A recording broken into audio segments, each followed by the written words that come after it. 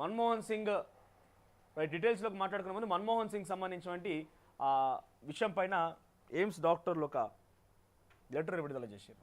ఒకసారి చూద్దాం.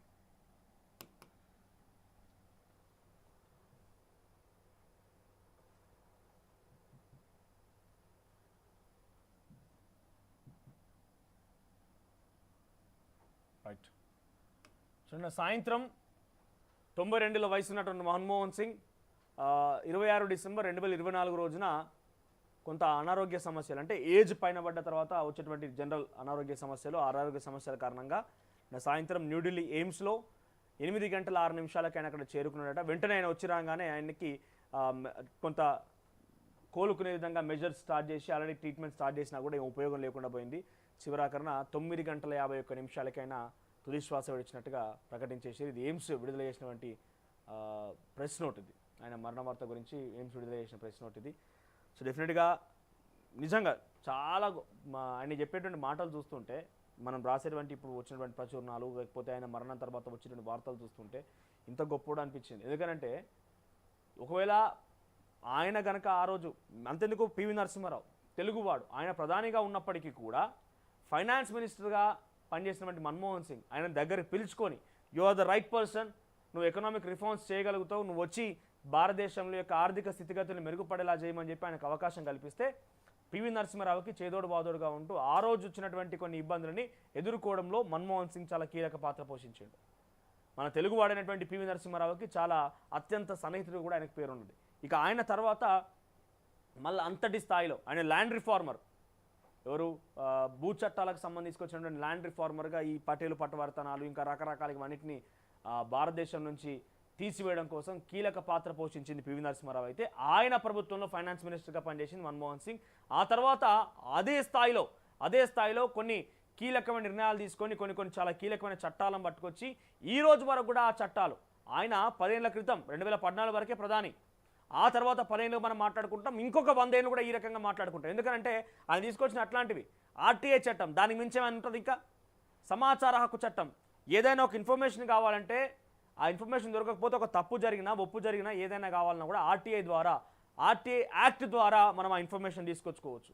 అదొక ఆయుధం, సామాన్యులకు ఒక ఆయుధం లాంటిది ఆర్టీఐ యాక్ట్ అనేది. మన్రేగా, ఆ తర్వాత విద్యా హక్కు చట్టం, విదేశాంగ విధానం, ఇలా అనేక అంశాల్లో చాలా క్రియాశీలక పాత్ర పోషించిండు. సో ఇప్పుడు మొత్తమే 92 ఏళ్ల వయసు, అంతటి గొప్ప వ్యక్తి, అంతటి చాతుర్యం, అంతటి రకంగా ప్రజల ఆశీస్సులు, ప్రజల యొక్క కోరికలు, ప్రజల యొక్క ప్రార్థనలు ఉన్నాయి కాబట్టి 97 ఏళ్ళు ఆయన మంచి లైవ్లీగా ఉండగలిగిండు. 97 ఏళ్ల తర్వాత నిన్న సాయంత్రం తుది శ్వాస విడిచిందట. ఏదేమైనా కూడా ఈరోజు మొత్తం ఇదే హ్యాపెనింగ్స్ ఉండే అవకాశం ఉంది. వార్తల్లో ఎక్కడ చూసినా కూడా ఇదే అంశం హైలైట్గా ఉండే అవకాశం ఉంది. మరోవైపుగా ఆయన మరణ వార్త తర్వాత స్కూళ్ళకి సెలవులు ప్రకటించిందట. హైదరాబాద్ సంబంధించి ప్రభుత్వం జీవో జారీ చేసింది. దానికి సంబంధించి ఇక్కడ ఉంది అది.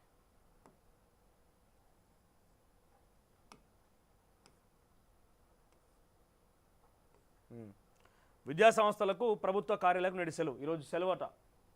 ఆయన మరణం కారణంగా ఈరోజు రాష్ట్ర వ్యాప్తంగా ప్రభుత్వ కార్యాలయాలు, ప్రభుత్వ ఆఫీసులన్నిటికీ కూడా సెలవు అంటే ఈరోజు. రైట్, ఇంకా చాలా నడుస్తున్నాడు ఈరోజు మొత్తం కూడా ఇదే హాట్ టాపిక్గా ఉండే అవకాశం ఇక్కడ చూడండి.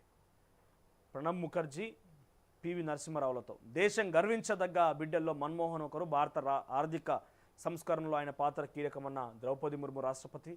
ఇక ప్రజల జీవితాలను మార్చేందుకు మన్మోహన్ విస్తృత చర్యలు చేపట్టారు. ఆయన జ్ఞానం,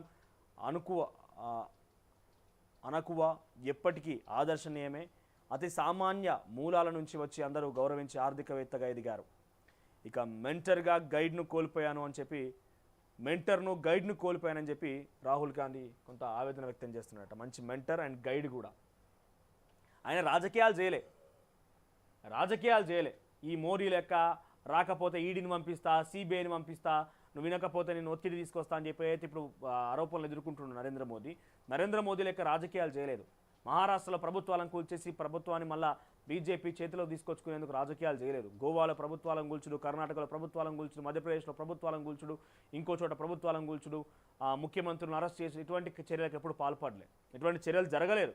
అందుకే ఆయనకి ఇప్పటికీ కూడా ఆయన పేరు తీయంగానే చాలామంది పొగిటోళ్ళు ఉంటారు. చాలామంది రాజకీయంగా ఆయన చూసి నేర్చుకోవాలి ఇకనన్నా. చాలా సౌమ్యుడు, ఎవ్వరి మీద అంత చాలా స్పష్టంగా ఆయన స్పీచ్లో చూసినా ఇంకేదైనా చూసినా కూడా ఇప్పుడున్నటువంటి స్పీచ్లు చూస్తే అంత పిఆర్ స్టంట్లు ఉంటాయి, అన్ని పిఆర్ స్టంట్లు ఉంటాయి. గతంలో ఆయన స్పీచ్లు చూస్తే ఈ పిఆర్ స్టంట్లు గిఆర్ స్టంట్లు ఉండేవి. చాలా సౌమ్యంగా సామాన్యంగా మా సామాన్య వ్యక్తికి అర్థమయ్యే రీతిలో ఆయన భాష ఉంటుంది. ఆయన చట్టాలు ఆయన అంశాలు కూడా అటువంటి చాలా క్లుప్తంగా అర్థమయ్యే రీతిలో ఉంటాయి. ఇక ఆయన మీద ఇటువరకైతే ఎటువంటి మచ్చ అయితే వల్లే మరి ఇప్పుడు ఈయన ఎందుకంటే జవహర్లాల్ నెహ్రూ మీదనే ఇప్పుడు మళ్ళీ మాట్లాడితే ఆయన చనిపోయి ఎన్నో రోజులు అవుతుంది. ఆయన గురించి ఇంకా కూడా పార్లమెంట్లో మాట్లాడుతూ ఆయన మీద మచ్చేసే ప్రయత్నం చేస్తుంది బీజేపీ. రేపటి రోజున ఈయన మీద అట్లనే అటువంటి మచ్చేసే అవకాశం కూడా ఉంటుంది. కానీ ఆయన చాలా మంచి వ్యక్తి అనేది మనం ఈ వార్తలు మొత్తం చదివిన నేను బిఫోర్ ఇవన్నీ చెప్పే ముందు ఇవన్నీ చదివిన తర్వాత నాకు అర్థమైంది ఏంటంటే చాలా గొప్పోడు. ఆయన గురించి ఎవరో తప్పుగా మాట్లాడవన్నీ కూడా ఎట్టి పరిస్థితుల్లో ప్రజల ప్రసక్తి లేదనుకోండి. కనీసం మాట్లాడే హక్కు లేదు రాజకీయ నాయకులకు, అది కాంగ్రెస్ పార్టీలు ఇంటర్నల్ కూడా. సో తెలుగు పివి నరసింహారావు ప్రధానమంత్రిగా పనిచేసినప్పుడు చాలా తోడ్పాటును అందించి చేదోడు వాదు ఒక రకంగా కుడిభుజంగా ఉండి ఆ రోజు కుడిభుజంగా ఉండి అన్ని రకాల ఆర్థిక సంస్కరణ తోడ్పాటు అందించిన వ్యక్తి ఆయన. ఈరోజు ఇదే హాట్ టాపిక్, ఇదే హైలైట్గా ఉండే అవకాశం.